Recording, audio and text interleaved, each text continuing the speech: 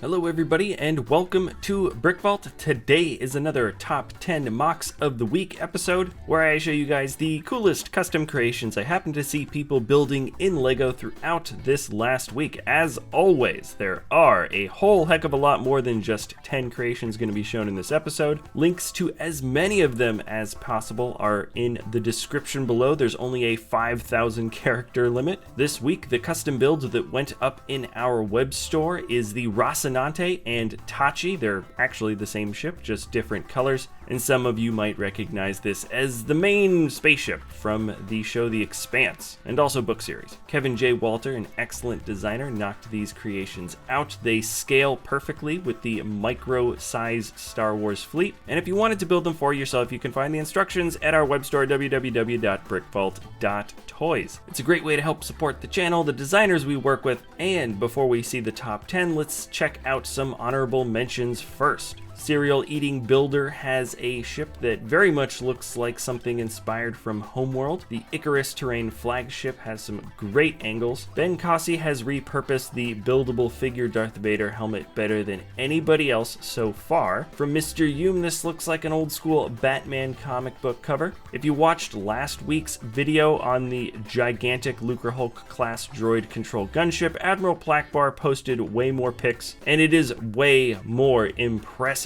Perhaps the sleekest build of the week, Yul Berman made a monorail airport shuttle. Love the face here from Roken Chung. All I can say here is not enough color, please add more. Blake Foster built the Nova class heavy fighter, and pretty much everything in this model is an unconventional kind of piece for a spaceship. The angles for this ship from Atlas ER make my head hurt. Awesome looking tunnel from Jeff VW. If you guys haven't had a chance to check out Moko yet, just do it. This is definitely the Hulkbuster playset that we deserve from LEGO. This is by Ron McFaddy. H.Y. Long did a Duff beer can because the bottles don't even break too good. And Arrow O'Conan built a Hoobot. Looks like it's building some LEGO. Ice Cream Clone did an excellent Gryffindor common room, as well as this amazingly iconic scene from Star Wars. I'm surprised I haven't seen anybody else knock this one out yet. Same designer did an excellent book stopper. And if you thought we were done with hard suits, I don't ever want to be done with hard suits. This is from Henjin Quilones. Graham Gidman built a fantasy tree world. It looks like it's a little bit micro scale. It is awesome. And Lestranger Absurd did a micro version of the Whomping Willow. I left a link to a channel called Brotherhood Workshop. If you have not seen the Take the Wizard's staff short that they made, do it. It is well worth the 3 minutes. And we have this interesting and strange scene from Awesomeness Born called First Contact. Here's a great bit of forced perspective from Mountain Hobbit called Preston the Potion Master. The F-290 Pit Viper from General Hughes has an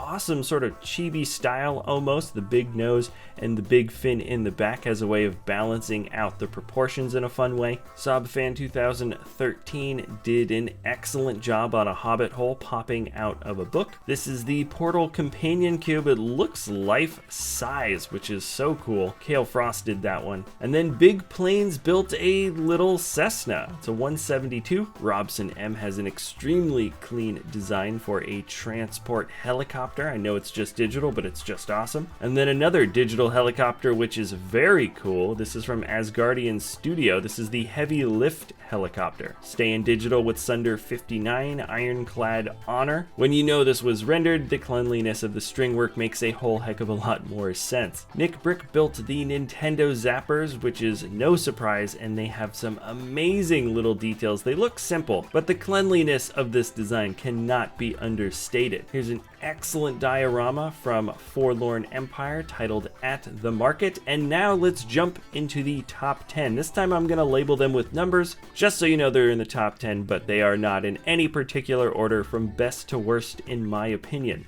So starting off at micro scale, we have an amazing little model from Markus Rollbuhler. It's called Of the Farms and Fairytales, and there are just too many clever part choices for me to possibly ignore everything that is happening here. I'm going to say as many as I can see. Rapid fire, end of a lever piece sticking out at that bottom stud. Inside the archway there is a small tread piece. The book covers are the roofs for the houses, and that's the first time I've seen those little wand holder pieces being repurposed released in a MOC. The windmill is a Ninjago scabbard, rings, party hats, cupcakes all make up the circular round roofs for the towers. And I love the use of the interior little wheel piece in white that changes the orientations of the studs right at the very top. That's a super nice little touch. Number 9, moving down, here are some photos of Richboy Jhae's Starkiller base prison. If you haven't seen any of his massive Star Wars dioramas yet, I highly recommend that you do so, but it looks excellent here with the different color lighting. The texture for the wall is amazing, and this is a builder where you can see a lot of the techniques are really improving. And now we're moving on to a brick built figure from vir-a-cocha. This is the elf archer, and the minimalist look here is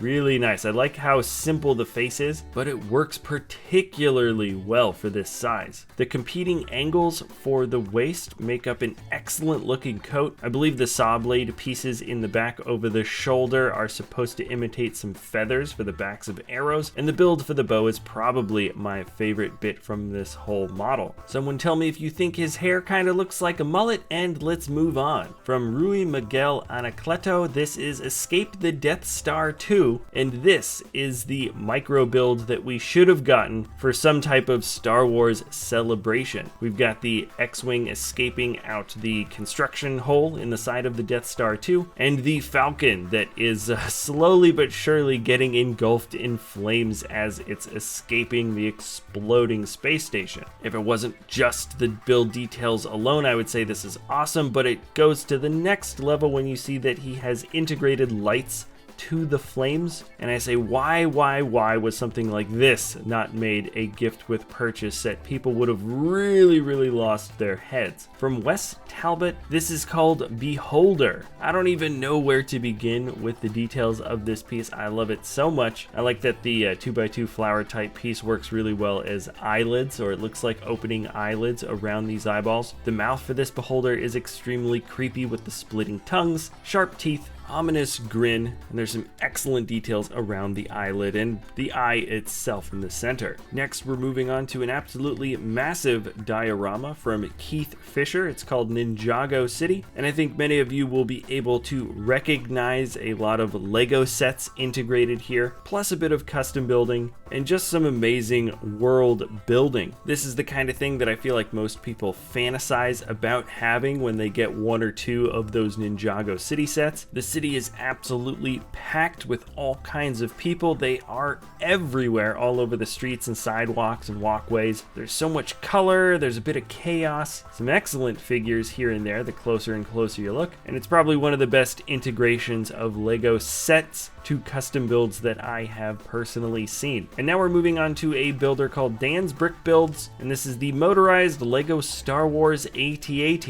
This concept maybe doesn't sound new to you. In fact, the Lego set came out quite a long time ago when they had something that looked sort of like an AT-AT that could sort of walk around. But now we've got a much cleaner build for a large-scale AT-AT that not only walks, somewhat awkwardly I suppose, but definitely walks well, and the front guns also shoot back and forth. And it's basically just a bigger, nicer, cleaner version of a Lego set with a little bit of extra details, obviously beefier legs because they need to move. Anyways, this feels like the set that everybody wanted, and who knows, maybe someday Lego might try to attempt something like this again in the future. Now we're jumping down to build number 3 in top 10. This is from Micah Beideman, and it is called Potion Brewing, and it is just a feast for the eyes. Let's start down and work our way up this absolutely amazing diorama. There's potions, briefcases, crates,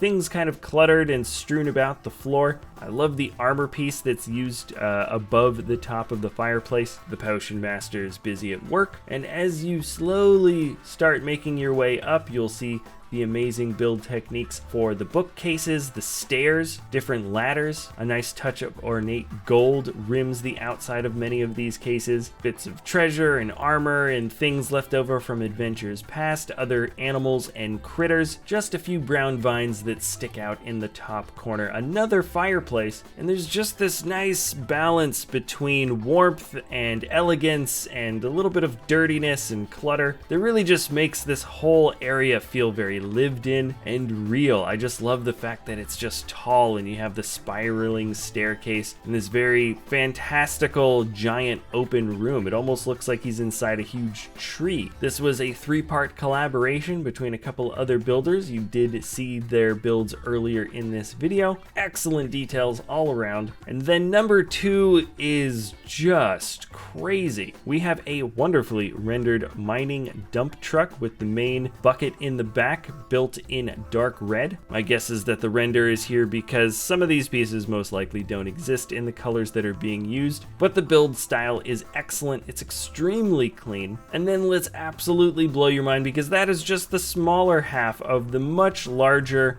WEGENER mining 48400 excavator. This is a massive beast, and of course a huge excavator like this is going to need a fusion reactor just sort of slapped onto the side as a power source. The designer LEGOZ did an amazing job with all of the fun, subtle details. The scale of this machine, or both of these machines, really is absolutely massive when you see them next to other minifigures. And there's even some fun, clever uses of small pieces to make up the mechanical detailing around the sides, tops, and basically all over. Sometimes a big build is impressive because of its size, and other times big builds are impressive, well, A, because of their size, and B, because there's just so many fun little things that make fun, intricate, small details, and it makes the models feel even bigger. Now we've jumped onto the number 10 final build in the list. This is from WoomyWorld, and it is called Alexander the Roaming Titan. This existed in digital a while back, and the designer finally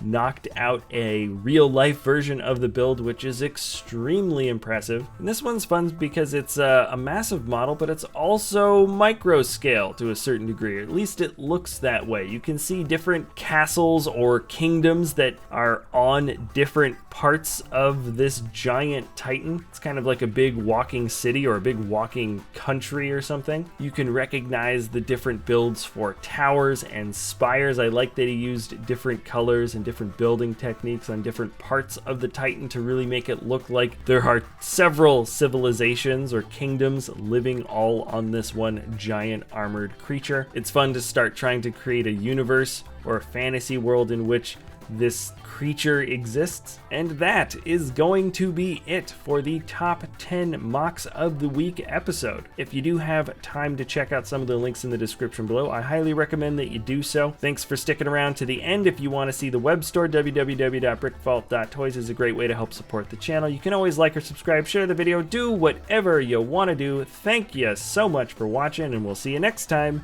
at BrickVault.